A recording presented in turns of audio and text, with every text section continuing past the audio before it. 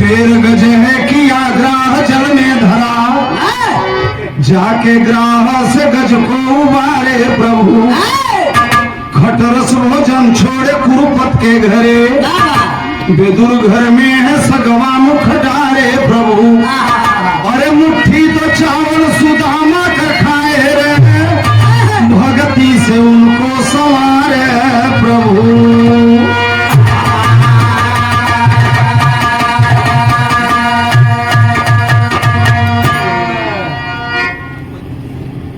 तुमेव माता चविता तुमेव, तुमेव बंधु च सखा तुमेव, तुमेव विद्या द्रविणम तुमेव, तुमेव सर्वम मम देव देवा।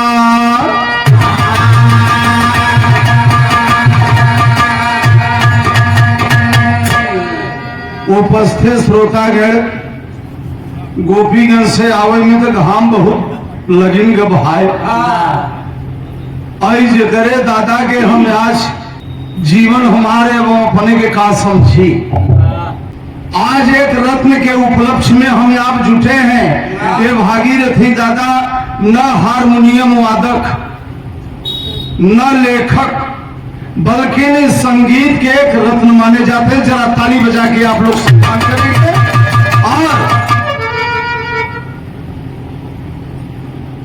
और अभी अभी स्वागत के कड़ी में सुंदर पुष्पहार 100 रुपया देके सम्मान किए हैं बड़े भैया मोतीलाल यादव जी। बहुत बहुत आपको प्रणाम है। यह नाम का असर बहुत जबरबा। एक भागीरथी महाराज रहे तो ही धरती पर का कह के गए, और एक भागीरथी महाराज जगह उपलक्ष्य में सुदई कोट कोट इनके आत्मा से प्रणाम करते हैं कि मालिक इन्हें ब्रह्मा सृष्टि के रचयिता फिर जहां धरती पर इनका जन्म दे और बिरहा संगीत जगत में आवे। बहुत बहुत प्रणाम करता सुदई राम यादव, बाबू राम कैलाश यादव जी के जब बिरहा होई तो हम बहुत सुनी, उनसे बहुत लगाव रहे क्योंकि पड़ोसी रहे। हमारे घर बिहरोजपुर और कोयरौना मार्केट के बगल यहाँ कहती लमाही बाबू राम कैलाश। लेकिन जब मिला करें तो सबसे पहले की आशीर्वाद यही कही, बाबू कहो सुदैया होए गवैया कि नहीं, कहो सुदैया होए गवैया कि नहीं। तो राम कैलाश दादा भागीरथी बाबू ये सब बड़का बड़का मोछा रखे भाई कह रहे। अब मोछा करे मुस्कियाई के तो कहाँ कहाँ तो कोनो दिन ठीक हो जावे। अब पता नहीं हम भय कि नहीं जमाना जाने। तो जितना सा जिंदा है सबके हमारे पहले की हम सबसे हम सब बड़ा ही है। जितना कलाकार है सब हमसे बड़ है। बड़का ही बड़का सब बने बने में छोटका कोई, और जे सबसे छोटका बने तो वह सबसे बड़का कबीर दास कह दी। चल आओ कैसे नाम सूरत पपिया जी जाएंगे। 5 मिनट 7 मिनट के गीत बा। कलाकार बहुत भाई हैं, केहू के ठेस न हो कि कहीं सुदई भैया सबसे ज्यादा समय लेंगे और या कोनो बिरहा के दंगल उंगल तक नहीं। हाँ कहना बका बाबू बिना लगे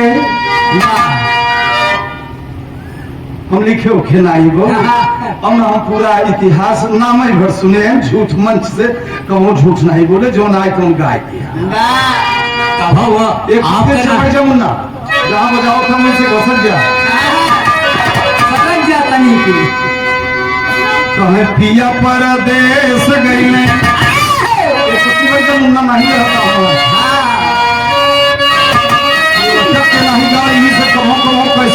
बोलाई दोइया के संझा सवेरे सौठे बैठकी मारा और सौठे सपाटा और कम से कम 2 लीटर 6 पौआ दूध पिए अगर तब तो कायदे से बिरहा गाय ले, नहीं तो फिर रो तो रोवे की जिंदगी भर रो। लेकिन पंधारी दादा कहे रहे कि इतना चाहे कलाकारन के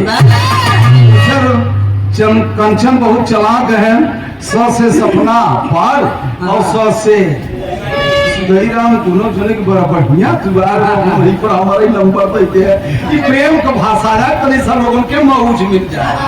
कलाकार का मतलब मोहनी कोर के न गावे चाहे कब एक पति बड़ा मुन्ना एक पति जान नहीं रहता पिया परदेश गईले पिया परदेश गईले हार लागे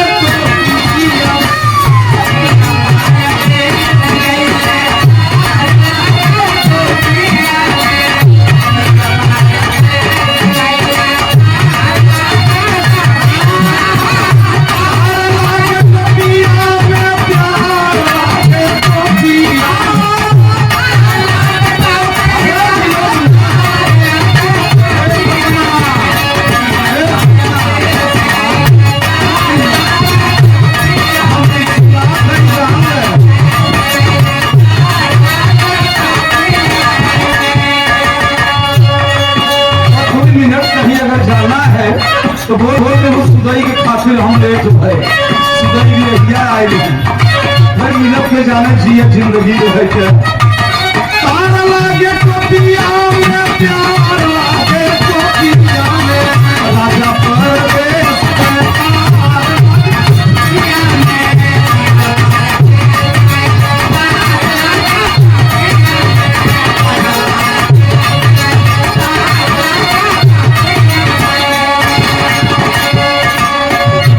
जनता के पांव छुअत है सुनने वाले बाबू का या है बढ़नपुर गांव बढ़नपुर त्यागराज जे जहां से सुनत हो है एक बिरादरी सुदई गवैया सबको पांव छुअता बाबू और जितने कलाकार है भाई सबके हम प्रणाम करते जितने वादक है बजावे गावे वाले बाबू सब हमसे बड़े हैं क्योंकि सुदई दुनिया में भर है आप सबसे कलाकार न बजावे तो गोइया का गोइया हो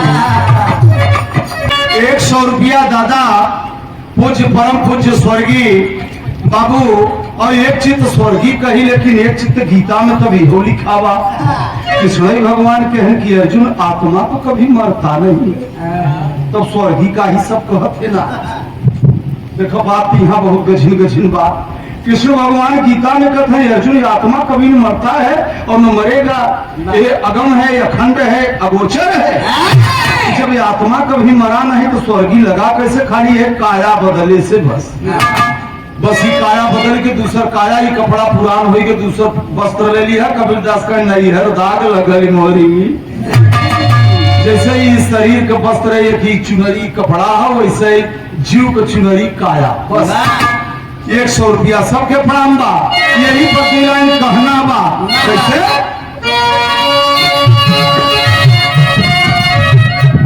बाबू भी न लगे अन्हियार आज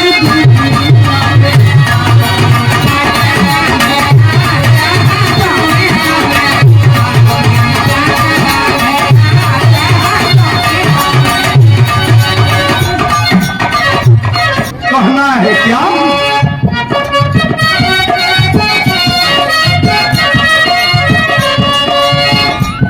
बाबू भी ना लगे अन्हियारे आज दुनिया में का कहत है ये गवा देखा समझे के बहरा से बाबू जब लैया समनिया बहरा से बाबू जब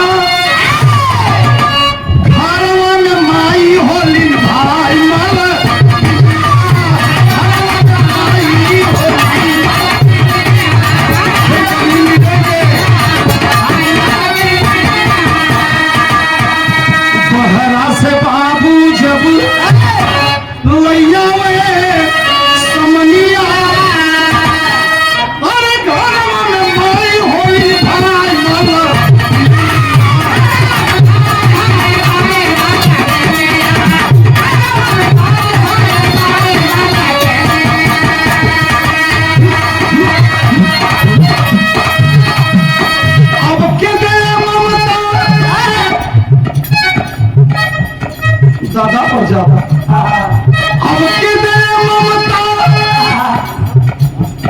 दुलार आज दुनिया बिना लगे अंधिया दुनिया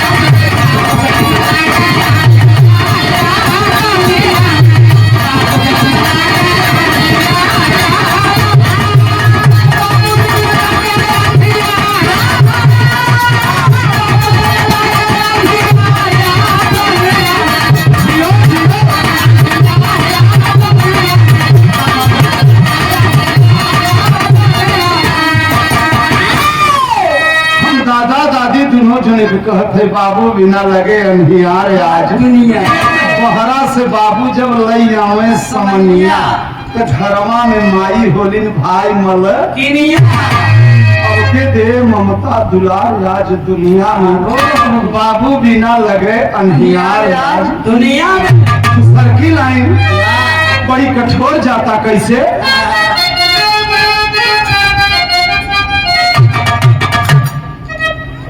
बिरहा के फुलवारी के सीटे सब आगे ले चला और हम लोग को जो करे के रहा कंचन भैया कई है 1982 से मंच पे चढ़ा है 26 चला था जो करे के रहा तो 82 से चढ़े 84 में इंदिरा गांधी मारी गई कहना बता दूसर की लाइन में दास कहता बाबू के सिंदूरा से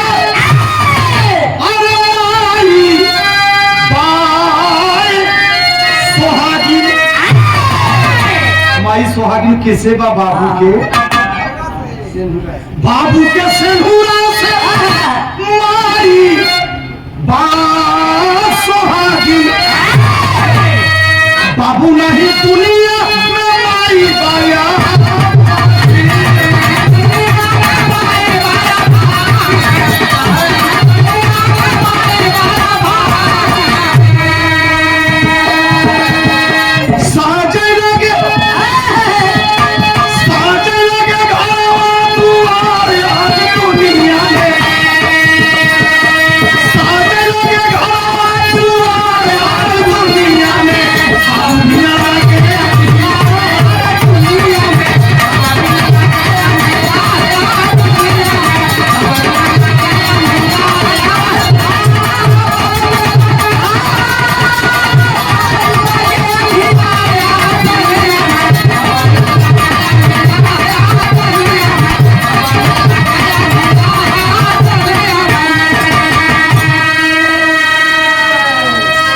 ध्यान दीजिएगा और कजरी बिरहा और बेलवरिया गावे दुनिया कविताई परिखे चातुर दुनिया तो सुबह आपका गीत समझत रहा का आप का गावत है अब जैसे बाबूजी नहीं है पर जोड़िया बनाई दे तोहरो बड़े भाग से एक दिन काया पाए लकड़ी धोखे में एक दिन जावे रगड़ी बहुत भाग्य से काया मिले थे हेलुआ खूब मिठाने पूरी पानी पपड़ी धोखे में एक दिन जावे इसलिए भगवान का भजन किए चले कुछ करे चाहे नाम करो कुछ भगवान बाबू राम कैलाश तिहो कहे हैं काम करो नाम करो तो प्यार का सलाम आखिरी हो गया अपने घट में खोजा मिल गई है परमिया की रहनिया बन के घूमा अरे वाह ताली बजाओ तो ऐसा कंचन क्या बात बड़ी अच्छी मालिक रहे बस हमारी गीत अब समापन की ओर है कहना बात बहुत से कलाकार हैं उनको हृदय में ये ना हो कि गोपीगंज जनपद भदोही से ये सुदाई भाई आए हैं तो कुछ ज्यादा समय ले लें अगर 2-4 मिनट अगर हम ज्यादा ले तो सबका हम गोर धरत है बाबू बड़ा घामी में आवा है भान और ये हरे की मोहे आवा है इधर जना समधीर है कि रचवा दे बीरापुर हटिया से कि जना हम कहा पिछुआ से रुमलिया उड़ाई देते हैं भाई पीछे से हाँ तो अब वो तू अंत ही जाते हैं हाँ कैसे बड़ी गजब खिलाई है बाबू के सिंदूरा से माई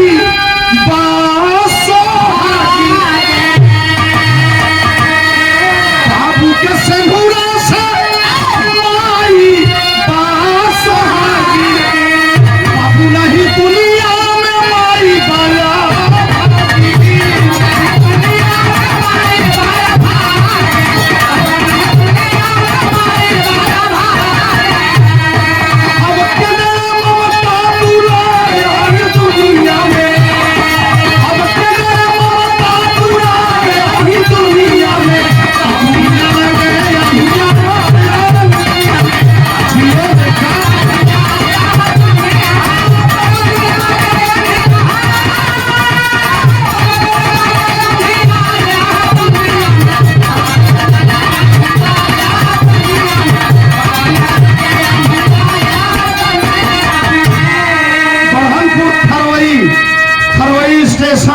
जिला प्रयागराज। ये बढ़नपुर से बड़े भाई सुरेंद्र यादव जी 100 रुपए का पुरस्कार दिए हैं। महान भाव को बहुत बहुत प्रणाम करते हैं। सकल समाज को नमन है। कहना वा अखिरी बोल में कैसे, एक भागीरथी, एक भागीरथी। आज भागीरथी बाबू राम कैलाश के आजीवन कंधे में कंधा मिला के चले। दुनिया जानता है भोले बाबा के शंकर जी के ब्याह में बाबू राम कैलाश गाए भी है कि भागीरथी बनावे यादव जी के जतिया जमतिया भारी भोला कह रही। वाह, एक भागीरथी यही धरती पर, अरे गंगा लाई आए, और एक भागीरथी संगीती ऐसा जाए।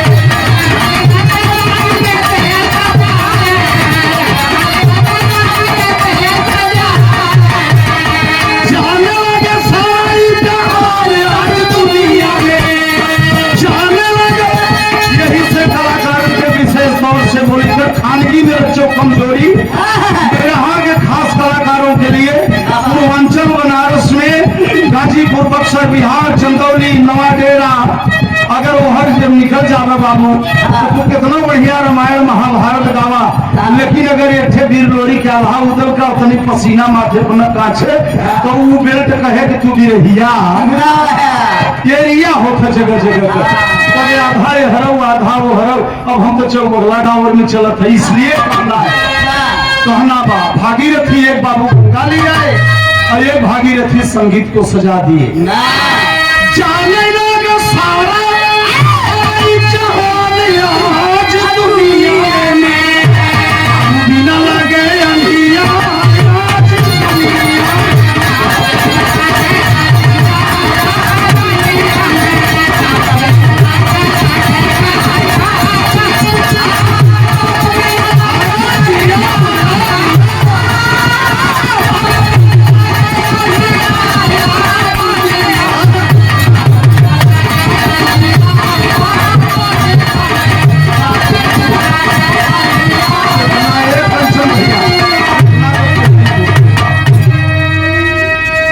कहना बा अब फिरी बोल, कबीरा में भार गए, कबीर भार। जो हमारे लेखक रहे दादा राम धार, एक झूसी नरेश रहे और एक हमारे गुरु जो राम धार दादा प्रजापति जी मनापुर सुरियावा जिला भदोही छंद भाषा का कहरा के वो बढ़िया कलाकार रहे। और हैदर अली उस्ताद स्वर्गीय जनाब, उनको कोट कोट भी नमन करता हूँ। बाबू राम कैलाश को, लालजी लहरी भैया को, हफीज चंचल को, जितने कलाकार हमारे आदर्शशील हैं, हमसे ऊपर है, उनको हम पांव छू के प्रणाम करते हैं। क्यों कि वो लोग एक बिरहा के रत्न रहे, हम लोगों को कुछ दे के ही गए हैं। कबीरा में भार गए और गिट्टिया सजाई के,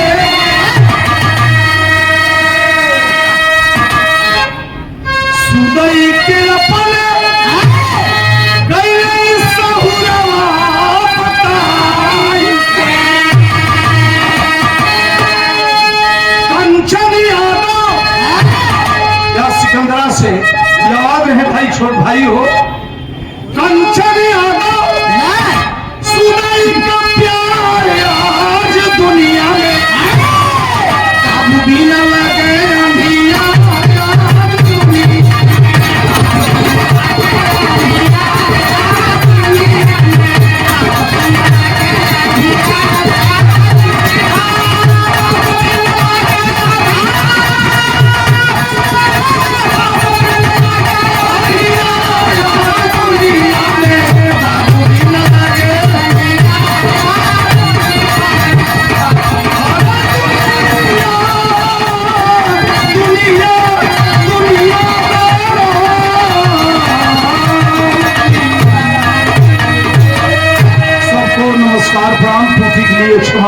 सबको प्रणाम पहुंचे।